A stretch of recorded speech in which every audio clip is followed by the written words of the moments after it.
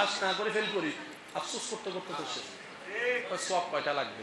একটা সওয়াব। কয় দাঁড়া, ধর একটা সওয়াব আমার। কয় ভাই আপনি আমারে আপনার সওয়াব দিয়ে দিয়েছেন? কয় আসো একটা, থাকলো কি আছে একটা, থাকলো কি, যাক তুমি হইলো যাও।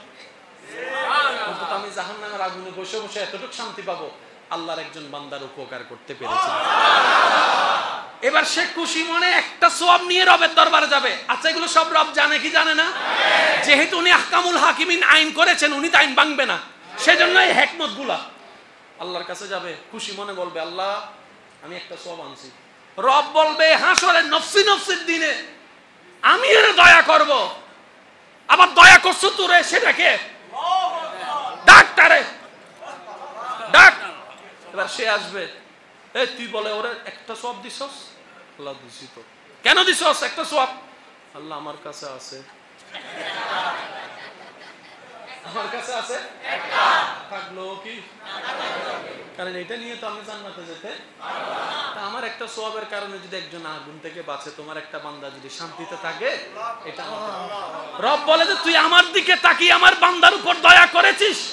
তুই যদি দয়া করতে পারো সৃষ্টি হয়ে, আমি স্রষ্টা হয়ে কি দয়া করতে পারি না? যা তোরও জান্নাত দিলাম, তোরও জান্নাত দিলাম। এটাই আমাদের রহমান, এটাই আমাদের গফফার। সুবহানাল্লাহ জোরে বলেন না। এটাই আমাদের আল্লাহ, এটাই আমাদের মালিক, এটাই আমাদের খালিক, এটাই আমাদের জুল জালালে ওয়াল ইকরাম। আল্লাহ ও গো আল্লাহ ক্ষমা করে দাও, মাফ করে দাও। আল্লাহ ও গো আল্লাহ ক্ষমা করে দাও, জীবন মোদের এই যতদিন থাকিবে সুপথে চালাও, মাফ করে দাও। আল্লাহ ও গো আল্লাহ ক্ষমা করে দাও, মাফ করে দাও। উচ্চ আওয়াজ একবার বলেন আলহামদুলিল্লাহ। শহীদরা কি মরা না জিন্দা? রাখছেন কে? কিভাবে জিন্দা? কিভাবে কিভাবে জিন্দা? সে জানে, কে জানে? কিভাবে রাখছে কে জানে? কোন ক্ষমতা কম্পিউটারও ধরতে পারবে না, এটাই আল্লাহর কুদরত। তো শহীদরা কি মরা না জিন্দা? নবীরা নবীরা রাখছে কে? যেভাবে ইচ্ছা ওভাবে রাখছে, যেভাবে ইচ্ছা ওটাই জানার জ্ঞান আমাদের কাছে। আর এমন মেশিন এখনো পর্যন্ত পৃথিবীতে আবিষ্কার হয়ও নাই। আর ওই একটা মেশিন আছে, আল্লাহ চাইলে এটা কলবে দান করে। ইন্না ফিল কলবে আইনান ওয়া উজনান। ওই কলব তো আর আমাদের কাছে নাই।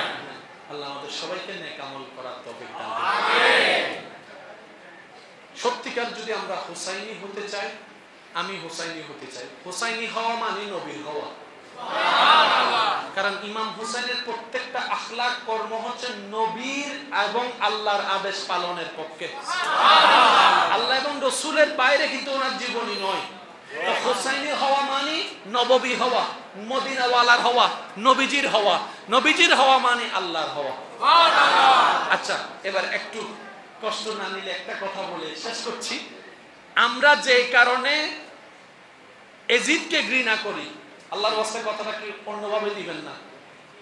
আমি আমার মনের দুঃখটা একটু প্রকাশ করার চেষ্টা করছি, আপনাদেরকে বলে নিজেকে শুধরানোর চেষ্টা করছি। আমরা যে কারণে এজিদকে ঘৃণা করি, আর ইমাম হুসাইন রাদিয়াল্লাহু তাআলা যে কারণে এজিদকে ঘৃণা করেছেন, দুই কারণ কি এক? একটু ভেবে বলেন তো, দুই কারণ কি এক? আমরা বেশিরভাগ ক্ষেত্রে এজিদকে ঘৃণা করি কারণ এই এজিদ বাহিনী ইমাম আলী মাকাম ইমাম হুসাইনকে শহীদ করেছেন। আমাদের ঘৃণা করার কারণ, অন্যতম কারণ, এজিদ বাহিনী আলে নবী, নবী পরিবারের পানি বন্ধ করে দিয়েছেন। পর্দাওয়ালাকে পর্দা থেকে বের করে বেইজ্জত করার চেষ্টা করেছে। ছোট বাচ্চা, শিশু বাচ্চার উপরও মায়া দেখায় নাই, লাঞ্ছনা করেছে, কথা আঘাত করেছে। এই কারণে আমরা এজিদকে ঘৃণা করি। কিন্তু ইমাম হোসেন এজিদকে কেন ঘৃণা করেছেন? এবার ঘটনা ঘটছে কোথায়? কারবালায়। কিন্তু ইমাম হোসেন মদিনা থাকতে এজিদকে ঘৃণা করেছে। করেছেন তো করেছেন কেন? মনে রাখবেন, যেই কারণে ইমাম হুসাইন এজিদকে ঘৃণা করেছে, ওই কারণে যদি আমরা এজিদকে ঘৃণা করতে পারি, ওই আমলগুলো নিজের ভিতরে নিতে পারি, আমরা চাই তো আব্দুল্লাহ থেকে ওলি আল্লাহ হয়ে যেতে পারি। আশা করি আমি বুঝাতে পারছি বলে আমার মনে হচ্ছে। আমরা ঘৃণা করছি যে কারণে, ইমাম হোসেন এই কারণে ঘৃণা করে না। কারণ কারবালায় না কাহিনীগুলা ঘটছে, মদিনা শরীফ থাকতে তো কাহিনী ঘটে নাই, কিন্তু ইমাম হোসেন তখন থেকে ঘৃণা করছে। এবার আপনারা, আমি প্রশ্ন করব, আপনারা শুধু বলবেন হোসাইনি না এজিদি, এটা একটু বলবেন। আল্লাহ এবং নবীর ভয় প্রেম নিয়ে 5 ওয়াক্ত নামাজ পড়া হোসাইনি না এজিদি? নবীকে জানার চাইতে বেশি মহাব্বত করা হোসাইনি না এজিদি? কোরআনের আইন বাস্তবায়নের লক্ষ্যে সামনের দিকে এগিয়ে যাওয়া হোসাইনি না এজিদি? আর একটু জোরে বলেন। বড়দেরকে সম্মান করা, ছোটদেরকে স্নেহ করা, যে হক পায় তাকে হক দেওয়া, যে টাকা পায় তাকে টাকা দেওয়া, মানুষের সাথে সুন্দর ব্যবহার করা, মানুষের সাথে সুন্দর আচরণ করা, গরিবের উপর অত্যাচার না করে মায়া করা, অভাবীকে সাহায্য করা। আরেকটু জোরে বলেন না। তৃষ্ণার্তকে পানি পান করানো, ক্ষুধার্তকে খাবার দেওয়া, মাফ করে দেওয়া, সুযোগ করে দেওয়া, এগুলো সব হোসাইনি। এগুলো যদি আপন করতে পারি, এজিদ অটোমেটিক পরাজয় হয়ে যাবে।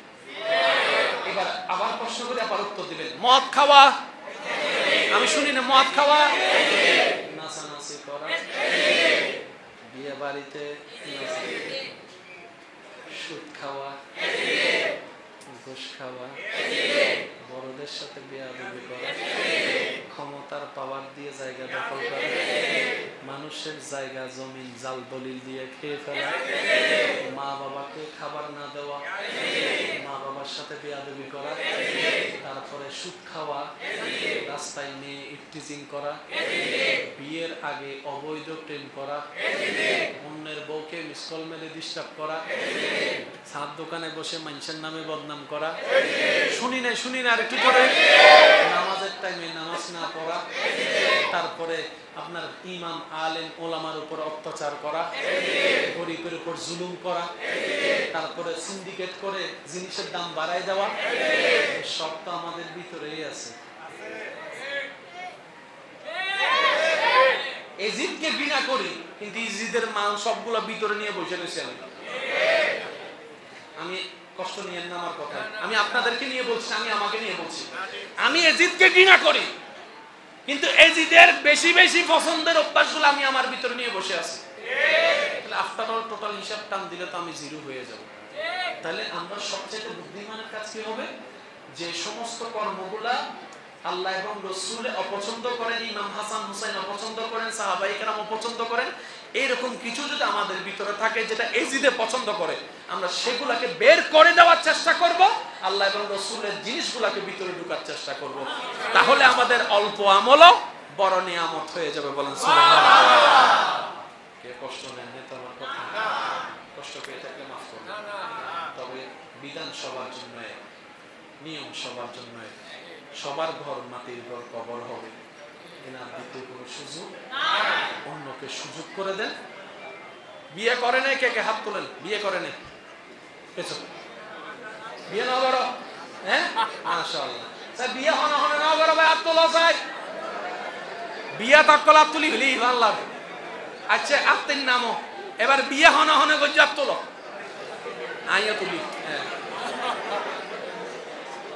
ও বাজিরে এবার তার নাম এন্ডা হয়তো লই ও সুরহানাওয়া হয় দাও বলদি বিয়াটা আর বলদি খালি একটু ফুটবল খেলা দিয়ে চলো। বিয়াটা কেন এই বিয়াটা কলে বিয়ে করছি না মাতো না, তারপরে ওই কি জানি হয় কবুল হই না, হাবি নেদুন দিই না, বইরেতে দিন লই না, যৌতুক লই না, কিন্তু হোসাইনি নেই জিদি।